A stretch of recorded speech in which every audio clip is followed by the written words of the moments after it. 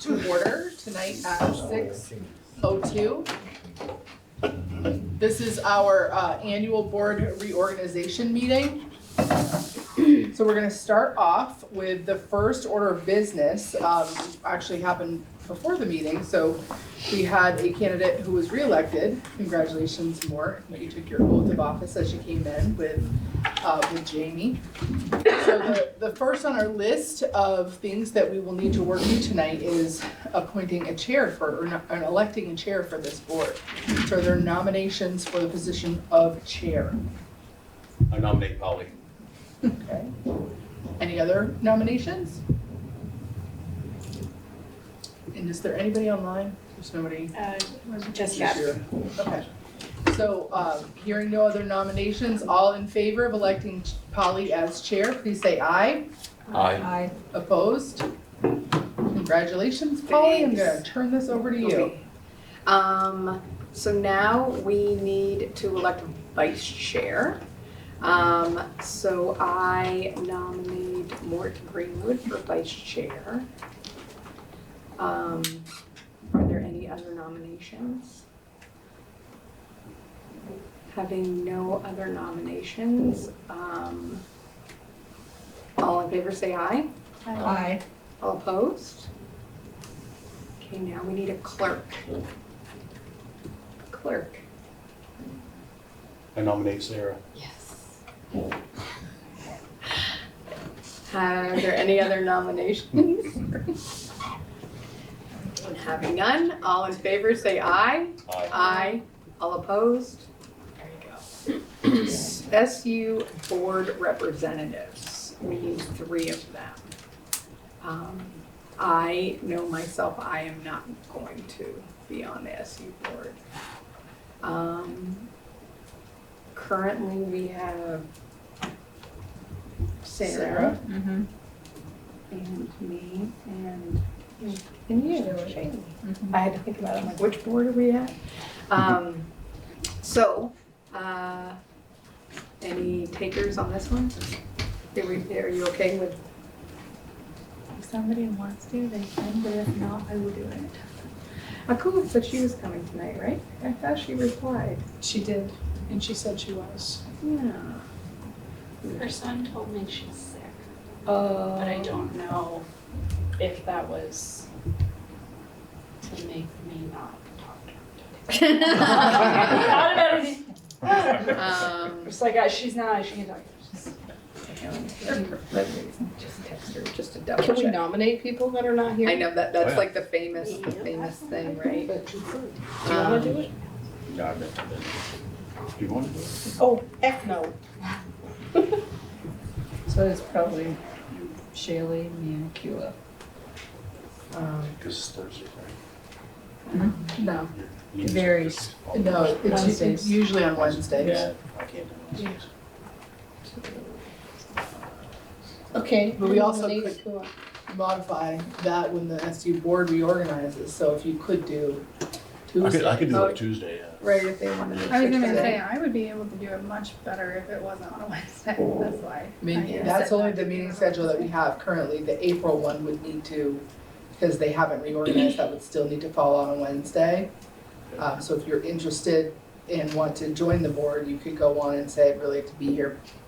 However, this could be changed when we select our regular meeting schedule. Do you have the option to do video? Yeah, I think I can make Wednesdays. I'll do it. Sure. Okay, Here we go. so what we were saying, Sarah, Mort, and Akua? Or Shaylee? I will do it, I just. It's I'll Wednesday. suggest not to do it Okay. Wednesday. So Shaylee, Mort, and Sarah. Is the motion, all in favor? Aye. All opposed? Okay, policy committee.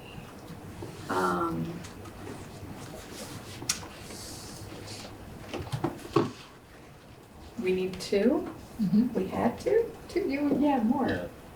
I don't mind, but again, I'll only be here for part of the year, so I could do part of the year and then somebody else could pick up if they wanted to, Can reorganize that. reorganize then. So I wouldn't mind doing policy again. You want to do policy? So, motion for Moore and Holly to do policy. All in favor, say aye. Aye. All opposed? Okay. Negotiations council. Everybody's like, we just went through our negotiations. So you just settled your support staff and you are in year 1 of 3-year contract with your teachers. So unless something were to come up where we needed to pull the negotiation council together for some side agreement next year, that there shouldn't be anything for teachers. But we will be negotiating for support staff. Right. You'll do that? Yeah, okay. So Sherry, anyone else? I'll help. Okay, Devin.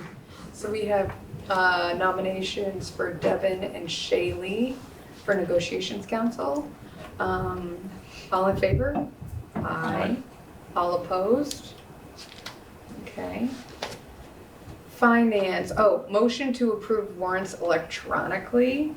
And so in the past, you've made 2 separate motions, one to approve payroll warrants electronically with 2 okays and one for accounts payable warrants. I think you can just make a motion to continue to approve warrants electronically. And that'll cover it. Everybody okay with that? I can't imagine trying to get to, yeah. So who wants to make the motion?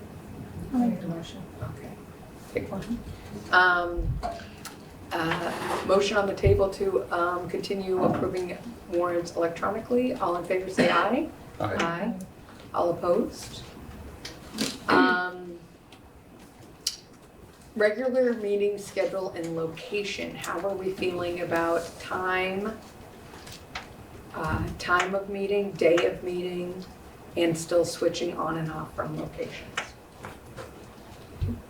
I'm gonna ask you again, because I feel like I've asked this each time. I know we're trying to keep it simple by going between the 2 high schools. And at the same time, the board never gets an opportunity to visit Enosburg Elementary, Richford Elementary, Cold Hollow. So I wonder if you want to just have a conversation about the location piece. How do you feel about going to other locations? I'm fine. As long as it's super clear where we're going, like before the meeting. Yeah. Yeah, as long as it's super clear. Like, for instance, in your email that you just sent out, and by the way, it's going to be at, that's super helpful. Okay. Is that a motion? No. Well, yes, you should, yes. Okay, we make a motion. Oh, so let me ask, are Tuesdays still good? Tuesdays, 6 o'clock still good? 6? Yeah. 6? Yeah. 6? Okay. So, motion, I'll move to hold our regular meetings on Tuesdays at 6 o'clock, and the locations will revolve between district buildings. Is it still on? Yes. Starting at 6. Okay. So I'll just tip that it's gonna ask that you move your 1 February meeting. That is I'm always away that week Okay. for that conference. Yeah. It's the one conference I go to every year. Can we bump it up a week?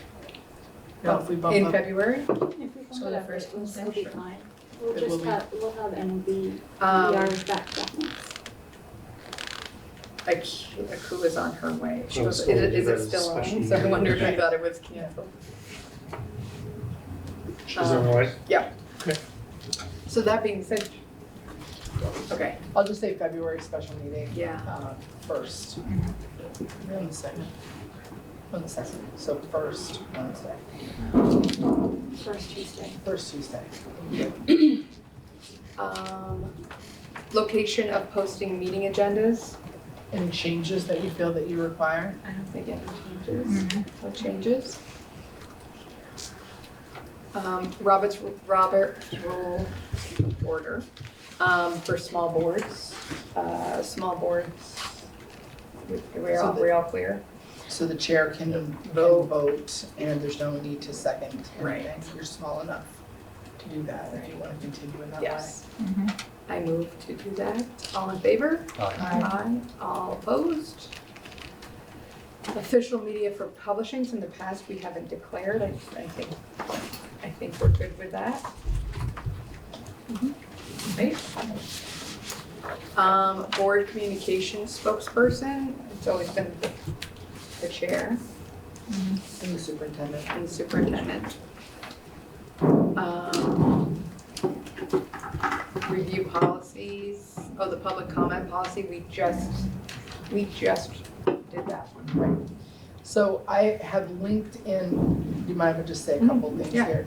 I linked in the public comment policy just as a, annually, I want to make sure that people understand that this is a public meeting. People are welcome to attend, but it's not a meeting of the public. So they're able to attend and participate, and that policy addresses the public comment portion of that meeting. And just as a reminder, how we handle complaints about employees if they come up to the board level, that policy is linked in there as well. And do you mind if I go backwards just a second, Holly? The code of ethics for Vermont school board members, I'm going to hand this around, and I like to do this annually as a reminder as well. That we have two things, we could take two.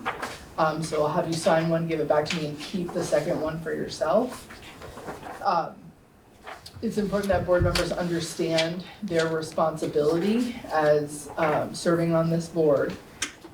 So I'll ask you to read through that. This is a model code of ethics from the Vermont School Boards Association. Did I send enough down? Yeah, sorry.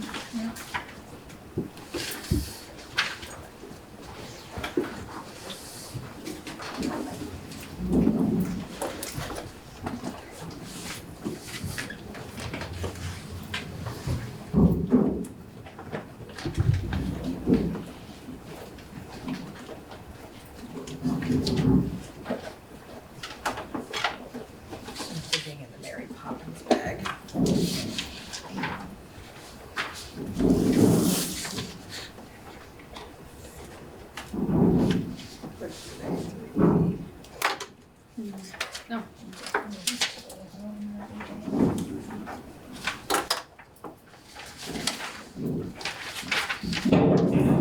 And then if you could, see there's a link below the code of ethics piece in your agenda that brings you to the board member conflict of interest policy. So it's just an annual reminder that we have a policy. Again, if you sit on these boards, we have to be very careful to follow this policy, so there's no potential for any sort of conflict of interest. So if you could take a moment to just peek at that policy.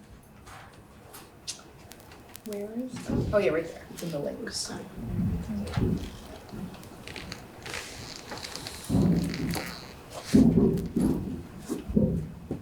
There it is.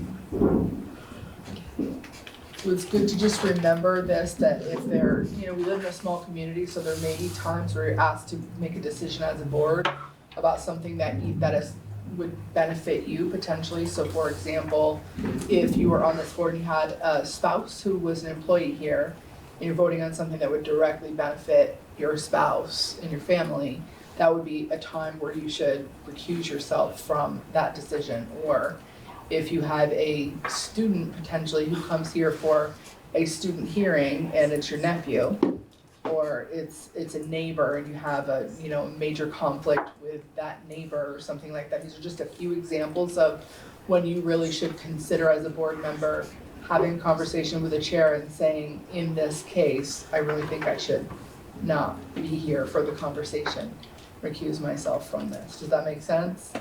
Okay.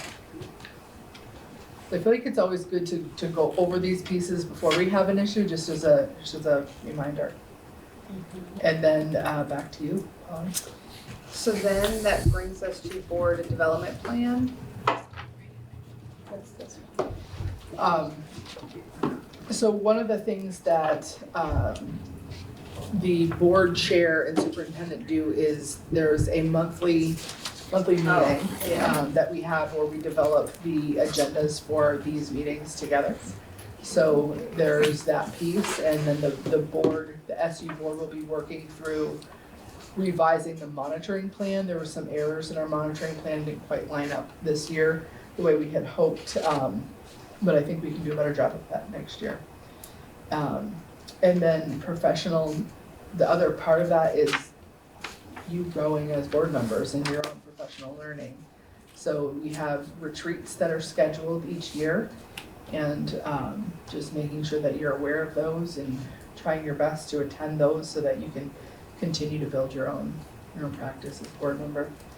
And then new board member orientation. We're fortunate that I think we have a few people who are new, but not completely new. We've had some people on for a little bit now. But there is an orientation process through VSBA that we should get better at. Okay. And advocacy, current legislative issues. So you get this, something that looks like this in your email about every 3 weeks, that legislative update. So I think they do a really good job of highlighting those most important education-related topics that the legislation is contending with. So understand that you as a board have the ability to, if something is really important to you, you could warn a meeting and come together as a board, and you could have a response to something that's happened in the legislature. You also individually could reach out. You can't reach out as a board member, represent the board outside of the board meeting, but you can reach out and say, this is testimony that I want to provide individually about this, and here's what my thoughts are on it. So feel free to do that piece. Okay. Makes sense? Hi, Kua. I rode to Burlington. Oh, yeah. We were just talking about how nasty those were. It's nasty. Yeah. Okay, so that brings us to the consent agenda. We have previous minutes, and no policy readings. So I would entertain a motion to approve the previous minute. Stephens made a motion. All in favor, say aye. Aye. All opposed? And then we go to prioritization and preview. Do we need to make any changes? Okay. And then we go to recognition of visitors. We don't have any. And that brings us to the school spotlight with Rachel Reynolds. Are you projecting, Courtney? So I thought I'd take a little bit of time today to highlight some of the school groups that student-led groups in our middle school. These were they're organized and facilitated by a couple teachers, but they more act as like a guide on the side and let the kids really take the lead. So I'm going to talk a little bit about our snack cart and the 8th grade TA council.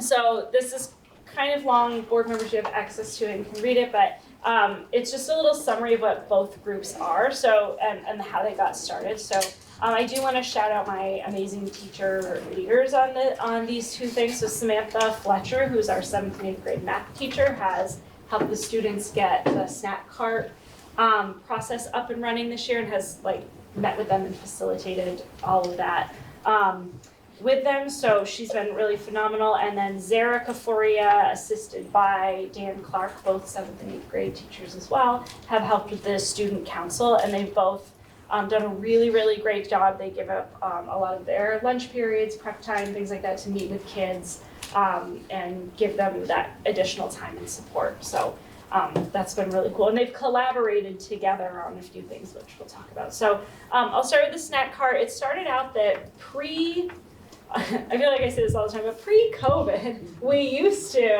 there used to be a cart that would come up daily from the lunchroom run by our amazing lunch staff, and they would offer kids an opportunity to purchase a snack in the middle of the day, and we'd give them a little break and a snack. And then all the COVID rules made it so we couldn't do that, and then that just kind of fell out of our routine. And so students were saying it was something they really wanted, and we wanted to see if there was a way it could be entirely student run, like literally to the, like, they go to the kitchen and place the orders for the products they want to sell. They track their profits, they track their, like, they manage their account through J.D. McAllister and their student funds, and do all the marketing and everything. So Sam helped them acquire a cart and start the process in the kitchen, and she and I helped them set up a student fund through our school accounting system, and the rest they have done a really good job of, and they've learned a lot, as you'll see, about how you have to market products, what happened, like they started in the red, they had to they had to purchase products with no money because they did not start with any funds in the red, and produce a plan to the lunchroom, the lunch staff, about how they were going to do markups to sell their product to profit and make up the difference. And their decisions have been any profit they make this year, they're going to return to the school or the community in some way. So, which they've done in a variety of ways. So what they've, and I'll show you some examples, but they have really done phenomenally. They've done a variety, they've run into some like supply issues where they purchased something they thought would be a super hot selling product and it didn't, and then they had inventory they couldn't move, and so they had to figure out, what are we going to do? We can't return it, it's ours now, and we're in the red, so how do we sell it? So they had to come up with marketing strategies around that. They've offered like punch cards, so buy a certain number of snacks and you get one free. They've offered reward incentives for classrooms, doing different types of challenges. And then some of the things they've done to benefit the community, in the start of the year, they used their first round of profits in the first quarter to donate the funds to a couple members of our community who were impacted by cancer, and they wanted to make sure that they could provide meal cards and gas cards because they were traveling to and from a lot of appointments, so they wanted to do that. The second round, they wanted to help, they teamed with our TA council and put on a pancake breakfast for the whole school, where they purchased all of the supplies, and they cooked a lot of pancakes, and it was really cool. So I had a lot of Rachel, pictures when you of that. say they, who are we? The students, the student group. So, the student group, The not student all group. the TA group. Nope, Okay. the student group. So Okay, gotcha. the TA council is a group of elected eighth graders so that was just the snack card, all of that. The TA council is a group of elected eighth graders. Each homeroom has a representative in this group, and there's always been a TA council, but they have, over the past few years, wanted to take on and do more, and unfortunately, the more I end up doing it as a school leader, the less time I have to pull this group on a weekly basis and promise them an hour of uninterrupted time to plan and do these school-wide things. So these teachers offered to take it over because they were willing and had the time to give up some of their prep and flexible time to do this with the kids. So the 8th grade student council has partnered with the snack cart. So when the snack cart has raised a certain amount of money, they've gone to the TA council and said, hey, we have these funds, we want to work together and do something for the school. But they have planned some school-wide events. So often the day before our vacation, we adjust our schedule and do something fun for the students. The 8th grade TA council students have planned and run all of those events this year. They've planned school fundraisers. We did a food drive, they did a penny war, all money raised was donated to the food shelf. And they did a food drive that also all the food went to the food shelf. They've planned and organized dances, spirit weeks, and they have a couple things upcoming. So I have some things to show you. So I have a little bit more about the snack cart. So The next couple slides are pictures right from our a newsletter that goes out to families once a month. But you can see it's a cart they set up and decorated themselves, and they rotate through. The snack cart students rotate through whose turn it is to sell on any given day. They go up during lunch periods to count and. And then they write their receipts up to deposit their money and place their orders and collect their inventory from the lunchroom. You can go to the next one, Courtney. Just a couple more pictures. This was the pancake breakfast that the TA Council and the Snack Cart partnered on. So then they raised over $100. They bought a lot of pancake mix, a lot of maple syrup, a lot of toppings, and these two student groups, it's about 12 kids. They cooked the pancakes themselves too. They did all of it. So it was really cool. So they put it on for the whole school. And then the snack cart also ended up being incorporated into 7th and 8th grade math class where it applied in the curriculum. So this is where they do a unit where they learn about unit rates, percentages, and prices. So these were problems that the snack cart students helped create, and they were actually solving in real life, in real time, when they were dealing with their profits. So they used it as an instructional tool as well in math class. And then it's just a little video. It's a little loud. You may not be able to hear it very well. I hope it works. Of what it looks like on any given day when we are in the hallway. It's not very long, but. I didn't share the audio.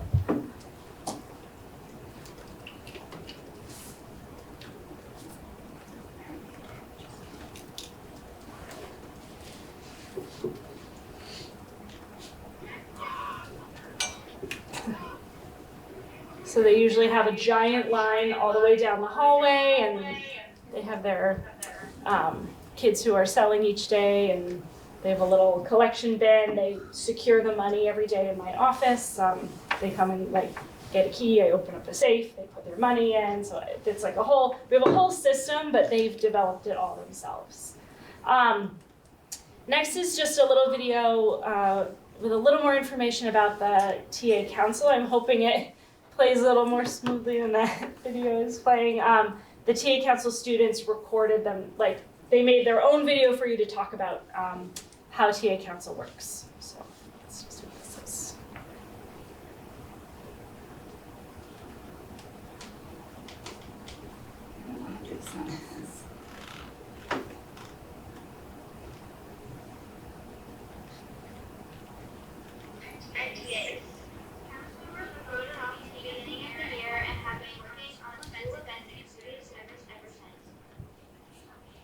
I know.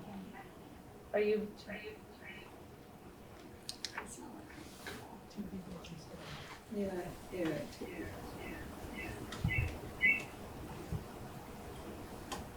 It's just not playing on that screen because of the Chromebooks. Sorry, everyone. Well, you can watch it. I guess it's not a very long video. I'm really sorry. It's not playing, but they just recorded themselves explaining the different events and things that they've done this year and their upcoming plans. So each member of the TA Council gives a little spiel. There's 6 of them, and then they included some photos of different things they've done so far. So this was a little bit more of the pancake breakfast. They put on, before our February break, they created Enosburg cinemas, and they got different movies for every classroom and they borrowed a popcorn machine and they made popcorn and movie snacks for every kid. Everybody got a soda. It was right at the end of the day, and I was at home. They got a soda, they got some candy, and they got popcorn, and then they got to go into a different cinema room and have a movie theater experience. So, but that was all done. They picked the candy, they bought it, they made all their own popcorn. We all got a little break outdoors that afternoon, and then we went back in, and it was all good. So I knew you were going to mention that one. we were learning, and Did you set off the fire? a bit, only for a minute. But our system works, so it's really good to know. Good. Anyway, they've made me very proud this year and taken on a lot, and so I just want to celebrate them. Nice, that's great. And Love that's it. all, thank you. It's awesome to see that the students get a little bit of agency, how much they're able to accomplish and how excited they get about the learning that they're doing. Yeah, and I So really do relevant. want to shout out the teachers for getting them going and then being really good, like, really knowledgeable of what their kids can do and like being phenomenal at helping them get started and then just stepping back and letting them, and like, they've had some failures too where they bit off more than they could chew and were like, how are you gonna problem solve through that? And they ran into some things that they couldn't get around and they hadn't planned well for, or they're like, oh, we have time, and then they didn't, and so they had to learn to like accommodate and adjust. So there's some life skills too that are really good, but all good stuff. Cool. I love it. Good. And let's see, Morgan, you're up. All right. I don't have too much for you today after sort of guarding your meetings for the last 4 months. So for FY22, I did send out your audits in January, and I'm happy to try to answer any questions on that. And by the end of the meeting, we'll have a motion to accept the FY22 Enosburg-Richford UUSD audit. And we've already scheduled field work for the next one 3 weeks from now, so we didn't quite get lapped this year.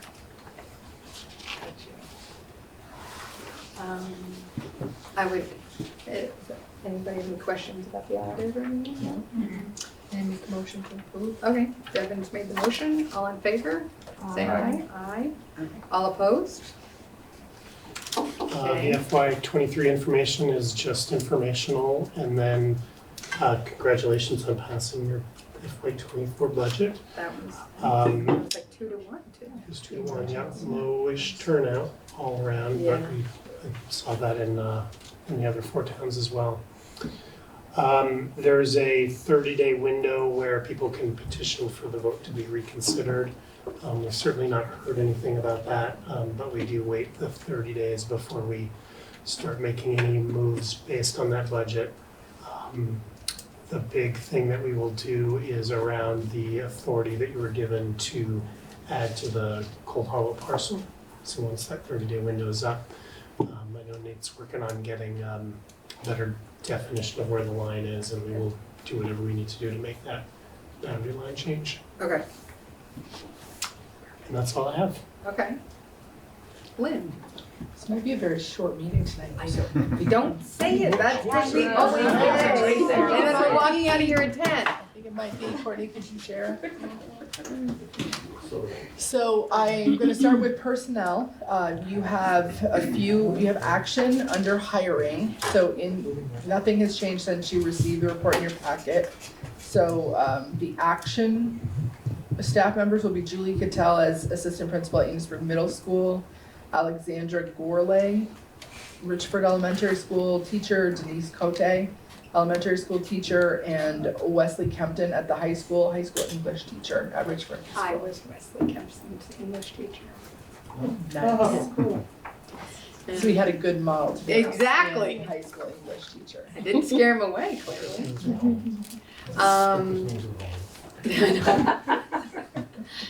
So I would entertain a motion to approve the hiring. I'll make the motion. Morton's made the motion. All in favor say aye. All opposed? Okay. And you have a resignation. There's one action, 2 actions under resignations. Jessica Weber as a school counselor at Enosburg Middle School, and Jenny Hull as the high school science teacher at Richford Junior Senior High School. It's possible that Jenny will stay on for a portion of time, but she is resigning from her full-time position. So best being creative. And maybe yeah, we'll come back with a proposal once She's figure it 0.8 right now, not full-time, but she wanted to go more part-time. out. Okay. And you need a motion on the resignations. So I'd entertain a motion on the resignations. Motion. Okay, Sarah made the motion. All in favor say aye. Aye. All opposed? So there is quite a lengthy open positions category there.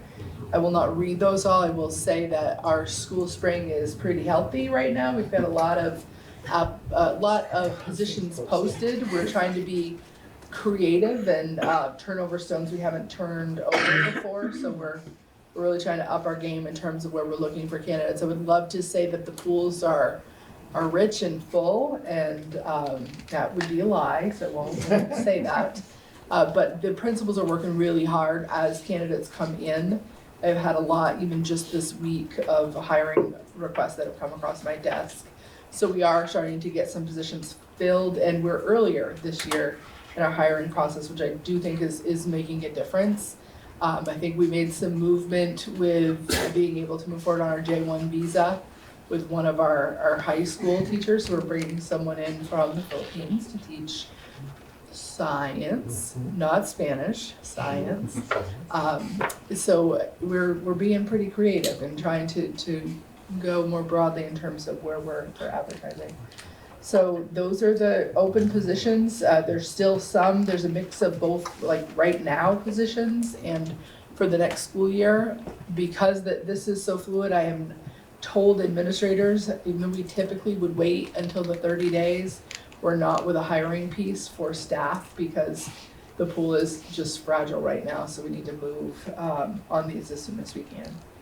Any questions on anything under personnel? No. Okay. Nothing under student. So March 1st, Universal High School Choice applications are due, and that, just as a reminder, is a Vermont law, Act 129, Universal High School Choice. So students who live in communities that don't have a high school, like Montgomery, Bakersfield, Berkshire, and Sheldon, get to choose where they're gonna go to high school. Students who live in a community that offers a public high school, traditionally not had a choice, they go to that high school because the town offers it. The legislature passed this many years ago, probably close to 10 years ago at this point. So students who live in those communities with high schools can apply and ask to be accepted in another public high school in the state of Vermont. So if there's space and the school they're in good standing in their existing school and the school is willing to accept them, they do so. So you voted on your limits at your February meeting, or your January meeting, sorry, and this is your report out. So we have 5 students transferring into Enosburg High School and none transferring out. We have 3 students transferring out of Richford High School and none transferring in this year. So we're beyond our deadline at this point, and we don't, because it's a state level March 1st deadline, we don't accept late applicants. The one scenario that I just want to say this out loud, because it's something that all the principals have kind of navigated over the years, is, so we're beyond this, but let's say in, next October, there's a student whose family was here, or in Richford, and then that family moves to MVU. They are outside of that window, but their circumstance changed, so if it's that their circumstance changed, we've allowed waivers to still allow them to stay, if that makes sense. Okay. And last up is the legislative update. I'm gonna just talk about 3 things this month. One is the Carson v. Macon decision, and there are really implications around church versus state and public schools and private schools. So there is a video that the Vermont School Boards Association has recently put out.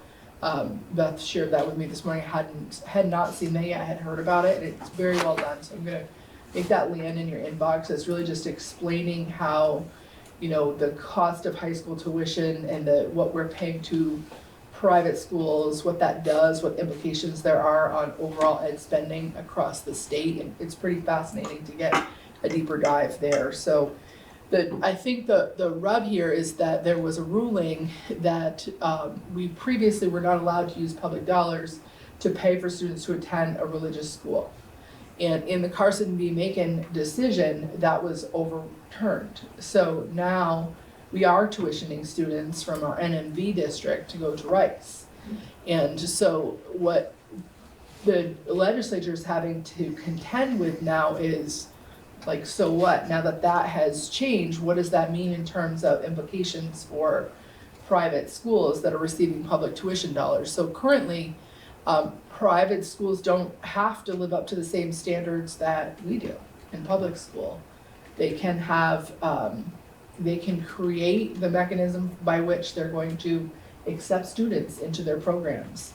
And they do not need to provide equitable access to their programs for students on IEPs, for example, or students with behavioral challenges. They can essentially be selective in their process and still receive those public dollars.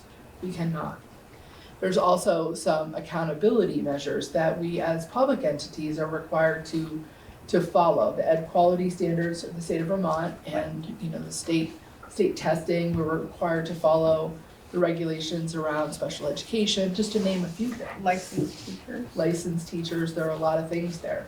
So now that this law has changed, what does this mean in terms of the accountability measures for private schools? So that's really what is playing out in the legislature right now. So that's something I think that's important for all of us to keep our eyes on, because there really are implications for us. In the video, I think is, I think it was about 20 minutes maybe. It was very well done.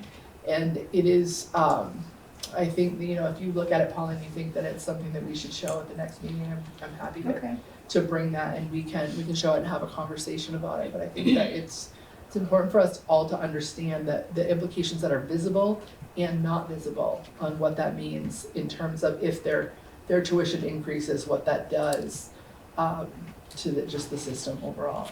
And that's a second video he did. Did you see the first video? I have not watched the first one yet. The first video is really good too, but I think the second one is better. I mean, it explains a lot. I think it'd be good for to be shown at the SU board. Mm-hmm. And you're gonna send that to us? Yeah, I'll send that to you. So Lynn, can I just go back to the school choice thing? You had 3 students, but 2 wanted to go to BFA and they're waitlisted, so I'm not sure that's true. They only put 1 school down and they were waitlisted, so I'm not sure that we have 3 transferring out. okay, I'll go back and look at that. Yeah. From Linda sent me that number, but she might have set the wait list part. That is ringing a bell now. Yeah. So I think you've had 3 that have applied, 1 that We had is 3 that going, applied, and 2 1 are is, maybes. was approved and 2 are waitlisted. Okay. Yeah. Thank you. So the next piece under legislative update is school construction aid and PCB funding, and I've talked to you about this before. I think this is another place where if you are considering any sort of legislative advocacy as a board, this is a pretty important place. So we've not had really any meaningful program in the state of Vermont for about 2 decades in terms of how we're contending with facilities in the state. And so right now, the legislators are having to think about that and think about, you know, how could we now not only create a system, but deal with the 2 decades worth of deferred maintenance that exists in infrastructure throughout the state of Vermont. So they're taking a look at what's the current reality in terms of the facility needs across the state, and you know, that's certainly going to play a role in what they do, but they're also working with State Treasurer Mike P.E.G is our new state treasurer, and he's studying how, I think it was New Jersey, really put forth a pretty interesting way to go about the state construction aid for public schools, and they're having really good outcomes with that. So I know that they're doing some active work there, but what will the legislators do with it? They're doing the research and they're trying to figure it out. So I'm watching that piece. The other piece that I'm watching is, you know, there's always this little bit of a rub as things go through the legislature. You know, we're held accountable in our public for how much we spend on public education. And then things are added to public education in terms of, you know, we've talked already about mental health and what we're pulling on here that typically wasn't public school funded, and it is now. Universal school meals, that's another thing that we've not historically funded, but it is now. These things fall into the education fund. It's the same thing when it comes to PCBs. So I'm not saying that legislation was bad. However, the mechanism by which they're choosing to fund this is going to add significantly to the education fund, and it's not predictable. So we've been waiting since early September for the PCB results for Richford Elementary School and still have yet to receive them. We have, I think, all but 2 schools who are on the trajectory for getting that testing. Enosburg Elementary is one of the next up in the queue, as is Berkshire and Sheldon. Berkshire and Sheldon. So then after that, there's a plan for when they're getting to Richford High School, Enosburg Middle High School, and Cold Hollow too. So the reality is they have found some level of actionable PCBs in about, I think the statistic is 25% of the schools that were tested. But they did not, in that first round of legislation, they passed the law and set the expectation, but they didn't contend with how we're gonna fund this. So they set aside some money, I think it was 15 million total, but they didn't, without knowing how much this is actually going to cost. So right now, what they're considering is an 80-20 split. And I personally think that is, if this really should not fall on local communities to have to pick up that 20%. You don't have the ability to budget for it, and that's gonna result in direct program cuts. If you have a school, or a bond for you, if you have a school that tests and the remediation is in the millions, you don't get an opportunity to create another budget and vote on it. You're in an 18-month before you get to, do anything with any kind of foresight. And they won't give us that amount of time when we get into a situation like this. So it is, I know my organization and I know the Vermont Principal Association are certainly advocating about this, that it really should be built in, and that it should be, this was passed by the legislature, you need to find a way to pay the remediation costs that exist within our schools, if this is going to be mandated, so. The next piece is about early education and childcare, and I built this agenda a while ago, so some things have shifted since then. There has, for a long time, there have been 2 agencies, the Agency of Education and the Agency of Human Services, who have been working on the same piece, and that's preschool in our schools. So we have to answer to the Agency of Education standards, and we have to answer to the Agency of Human Services standards. So we're kind of, there's dual oversight in that one realm. And they don't agree. They do not agree, no. So it's like, Yeah, it's complicated. think of 2 parents that don't agree. Yeah. So the question really is, will the legislature, they're paused on this topic right now unless anything moved this week, will the legislature move forward with any sort of meaningful reform around early education? And there was, at one point in Senate Education, they were considering making 4-year-olds full-time in public schools and creating some sort of an on-ramp to get us there, because we're good, we could do that in terms of facilities and capacity within our buildings, but some communities aren't, and it would require them to construct space to be able to meet that criteria, but that was something that they were exploring. And then, so that would mean that 4-year-olds would come under the Agency of Education umbrella, the 3-year-olds would stay in childcare and would fall under the Agency of Human Service umbrella. So it would untangle that dual oversight that we've all been, kind of struggling with for so many years. I think that there have been some lobby groups, that the early ed lobby group is quite strong, that are in opposition of this change. And so I think what's happening now is it's unlikely, it's not impossible, but it's unlikely that untangling will happen this year. I think what is more likely is that they'll move forward with a study committee. There are already some communities that are doing this within their local budgets because they know it's what's best for kids, but they're only getting credit on their ADM, their average daily membership of, is it like 0.26, Morgan, for pre-K? Something like that. So they're not getting a full, they don't get to count that preschool student who now is full-time in their school as a full student. They only get to count them as whatever the pre-K weight is currently. So it's problematic, but they're gonna study it most likely, and then hopefully we'll see this come back next year. So any questions on any of that? So again, if you read through this and if there's anything that you have questions about, feel free to give me a call or give Morgan a call, and or the VSBA, give the VSBA a call. Is that the packet the VSBA sends or something Yeah. different? Okay, So yeah, it's it's the same one. VSBA, VPA, and VSA. Yeah, when you were talking about the packet, I thought it was something different. Okay. No. I get that. Still quick enough? Good. All right, let's see, principals reports. Kelly. It's all informational. The only thing that I would highlight, that might be things I haven't highlighted, is there's 2 teachers and I who have been attending a series of workshops all year with Jen Catnode regarding Act 173. And so we've been having those conversations with staff over the course of the year and are going to begin going at least 1 staff meeting a month for the remainder of the school year to just really talking about some of the structures that we're trying to build and put in place to support some of the rule changes, but particularly the understanding that it's not just a special ed law. This is really about general ed. Special ed just kind of rode its coattails. So this is really about general ed, and so the structures that we're trying to put in place to help people,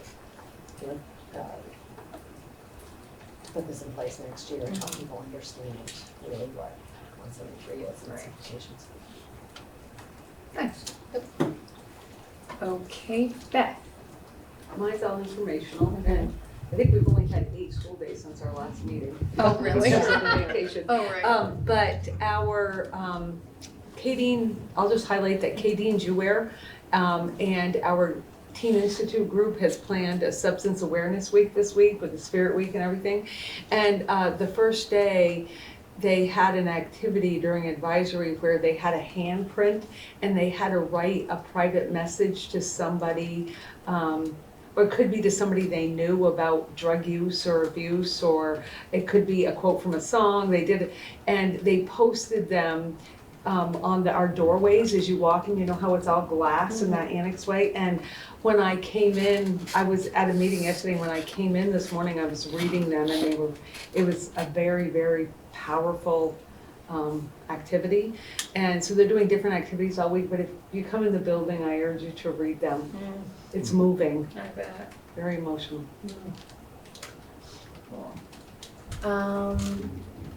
Let's see, where am I? Jen.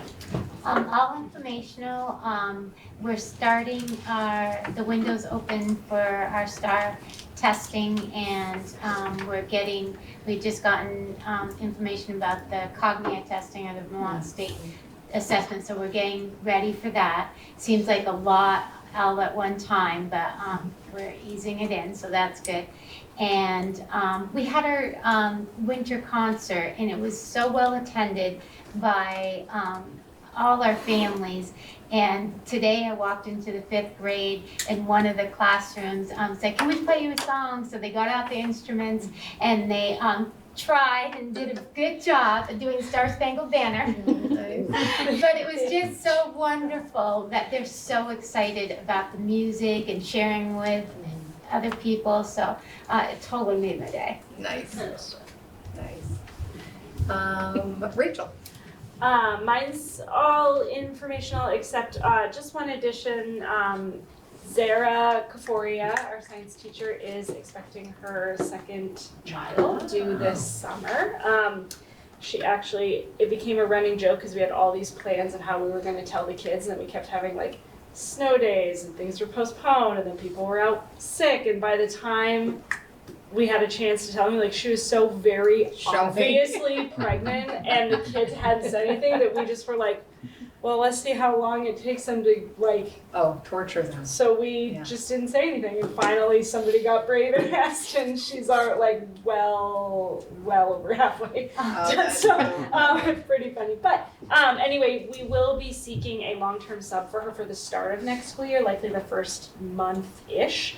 Maybe a month and a half. It all will depend on what the school calendar for next year is, which I haven't seen yet, so I don't know. I am going to do my absolute best to have that set up before I depart. However, the last time I had to fill a long-term sub position, even several years ago, I actually managed to fill it the day before that person went on maternity leave. So those are a lot harder to fill.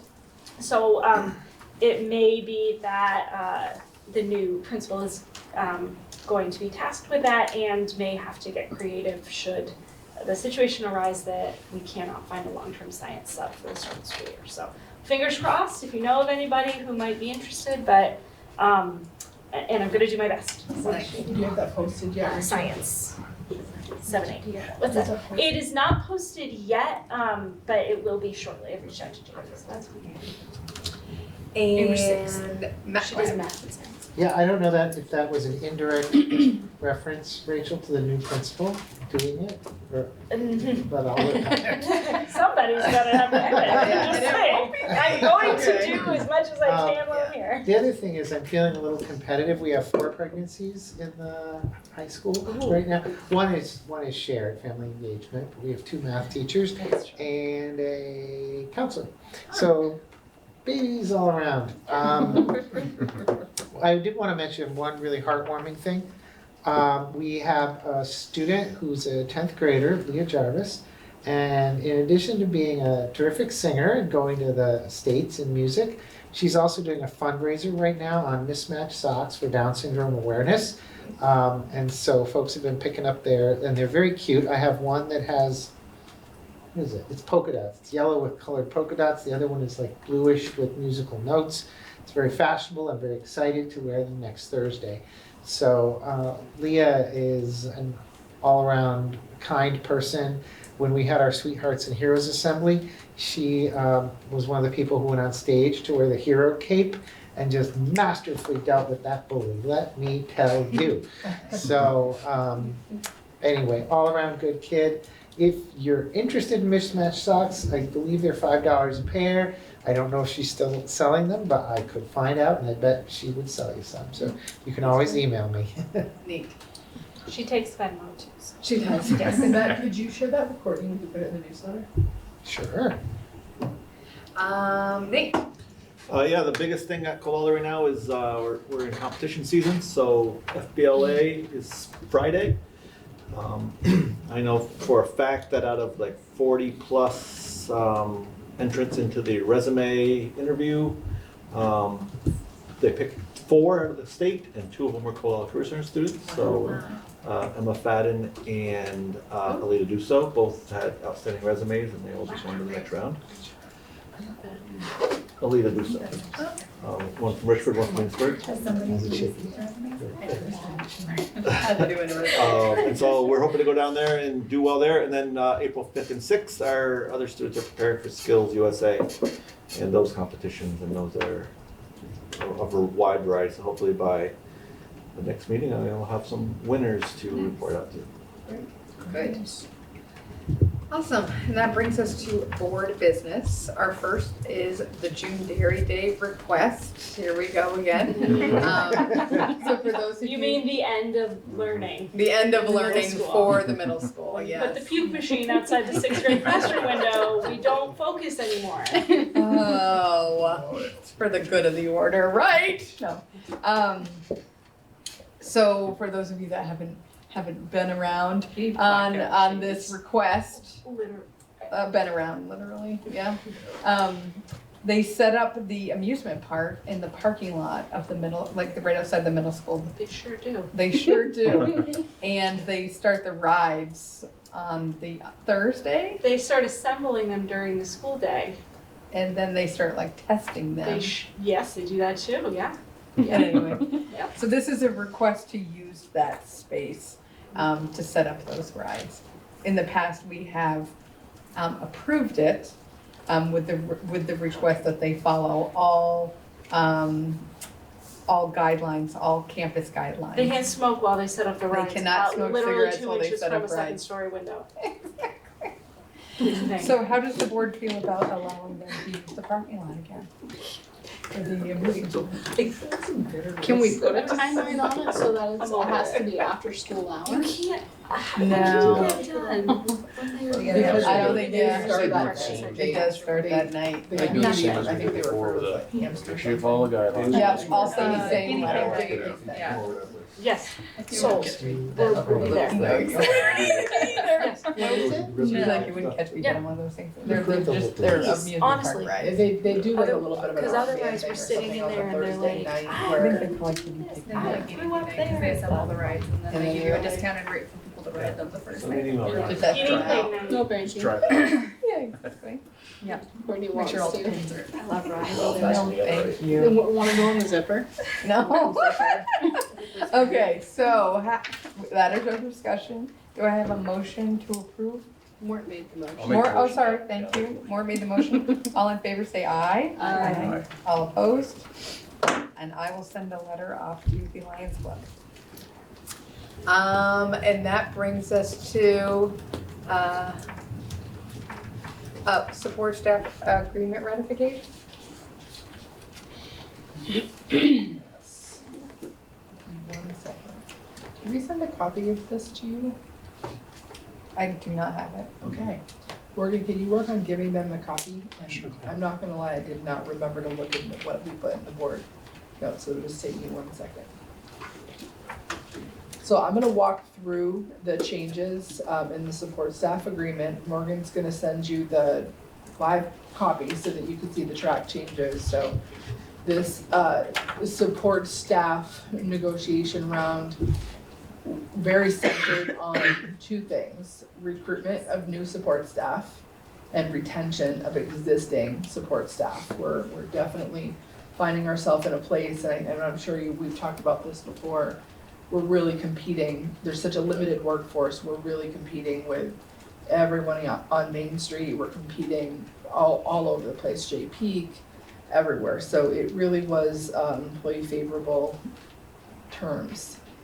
So one of the things that the committee agreed to was giving our support staff dental insurance, which has been something that they have not had access to before. So they have 100% of a single plan. If they choose to elect for 2-person or family, it just gets deducted out of their paycheck.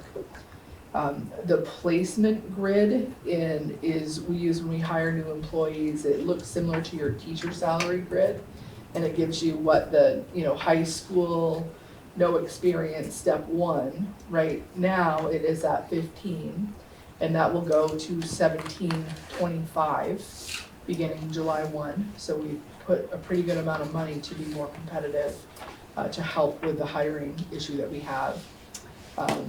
Returning staff salary is, we are contending again with a situation where a lot of the existing staff had been hired lower, and we're trying to raise up the existing staff as well. So the existing staff will go up $275. There's a change in the wage notification timeline. So their first notification will be 2 weeks earlier than it typically is, so we'll need to get that out to them by the middle of May moving forward. And there'll be something, you leaders, pretend you haven't heard this tomorrow when we go over the same exact thing at leadership. We'll be asking for leaders to be tracking any changes in assignments of people in real time. And that hasn't been something we've done in terms of changing those wage notifications, so that we can keep better track both for the budget and for how we're calculating what's called combined time. So one of the pieces that we put in there is we're struggling with attendance too, with employees, and really not having a deep pool of subs to draw from, so that creates a real hardship on the system. So there right now isn't really incentive not to use their time, so there's a buyback provision in there. So if there are up to 5 days of CTO time that they don't use, that will get bought back at the rate of the high school step 1. Yes. So it'll be at that rate of 1725. The CTO days were calculated previously, 1 hour for every I'm gonna need help on this one. 15. There's one for every 13 and one for every 17, depending on how long I guess that part doesn't matter as much as we shifted from the hourly piece to days. So, they're gonna get that time up front so that we're not contending with people having to go in the hole and having it be hourly accrued, so it'll be, school year employees will get 13 days of CTO time.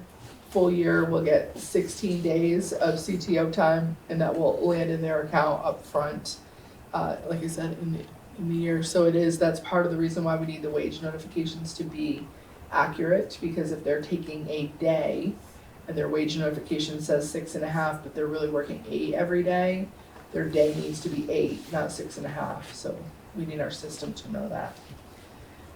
The sub compensations, a lot of what's happening right now are people getting pulled off their assigned duties and they're being asked to substitute instead of their assigned duties. So that increase has gone up as well. So if they get taken off their regular duty, they'll get an additional $20 per half day for sub coverage. And there was some language in there that the board was able to negotiate out around that. They couldn't be required to sub, where we really need the management rights to be able to say, we need to operate schools, so we really need you to cover a classroom. So that language is gone. One of the things we did commit to is principals surveying support staff annually, just to get a sense of where they're most comfortable, where their skill sets are, where they're most comfortable subbing. The micro-credential, there's an additional differential added to employees who are working in the alternative programs that we've created, because we need those, again, to be healthy and existing so that we can keep students within the community who need something a little different. Just some language around grace period for how long they have to complete their micro-credential professional learning once that's released to them. And I think that's pretty much it. I wish there was, which granted, this is coming on the caboose of this whole thing, but I wish there was something that could somehow buffer those vacation weeks for paras. So that is a really great comment. We've had a lot of conversations around that. We can't really take their pay and spread it out like that. That's something that they would have liked us to do, but the law states that if they work over their 40, they need to be paid that in that pay period, and if they work under, that needs to be righted. Like, you have to write both of those things anyway, so it just makes it really complicated to spread it out. So in place of that, there's gonna be a second direct deposit option that we're gonna roll out to all employees. So if they do find themselves in that situation, but instead of us only being able to direct deposit into your one bank account, you can set up a separate bank account that's your savings for those weeks. Can't you do that anyway? Yes, you could. Yeah. They could do it on their own, but we did not have the capacity to do that automatically with the prior system that we had. Oh. So under the e-finance system, I think we're gonna be able to do that. Oh. And so they could put 10% of Yeah. every paycheck into a savings account. And then they never draw see that it. when they need to. Right. So it's getting at the same thing if they just don't touch it. It will be there for them on those down weeks. Gotcha. Okay.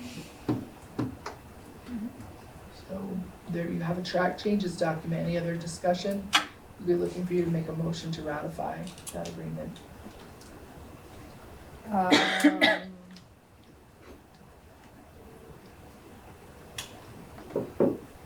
Anybody want a motion? I'll make a motion. Oh, there you go. Sarah Nakua made the motion. All in favor, say aye. Aye. All opposed? So moved. Thank you. So that brings us to SU board report. The last SU meeting was a special meeting of which I was not there. And prior to that, Is that the special meeting that I wasn't there? yes. Yes, that's the one.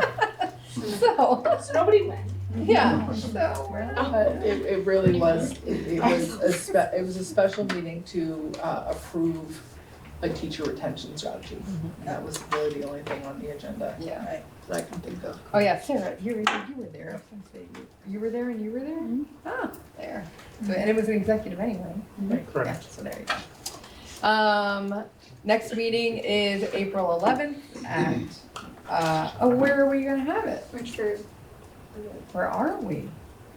When are we gonna start on, Richford Elementary School. Richford Elementary? Well, There's a school what spotlight. I thought you guys had discussed before COVID, if memory serves, is that it would be at wherever the school was that the spotlight on school Oh. was. And that's Richford it's It us. is you. It's you, okay, okay. That's fine. That's what I thought That that we works. decided. It was in case you wanted to share building stuff or have Right. kids come. Okay. Give it a Makes sense. sense. How long are those hands gonna be up? I I'm know, I curious, I wanna wanna see see them. We'll leave them up for a while. I'll try to leave them up till April. They keep adding to them. Oh, good. Yeah. Future agenda items? Can you think of any? No? Other? Nope. And I would entertain a motion to adjourn. Motion. Ah? Never made a motion to adjourn, all in favor, say aye. Aye. All opposed. Me. I think that's.